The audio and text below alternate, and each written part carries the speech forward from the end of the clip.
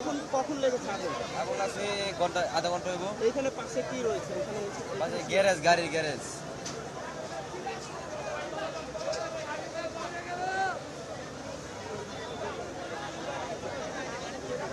আমরা কিন্তু প্রচণ্ড কালো ধোঁয়া দেখতে পাচ্ছি এখন।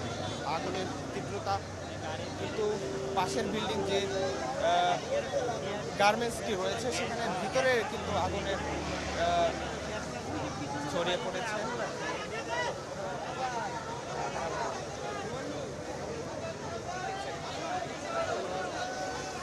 এখানে তো দেখছি যে আগুন জ্বলছে, এখন নিবানোর যে চেষ্টাটা খুবই ভালো হয়েছে। ভিতরে এটা তো ঠিক বলতে পারবো না। আগুনের যে তীব্রতা সেটা কিন্তু অনেকটাই এখন কমে এসেছে, কিন্তু কালো ধোঁয়ার মাত্রা কিন্তু আমরা বেশি দেখতে পাচ্ছি।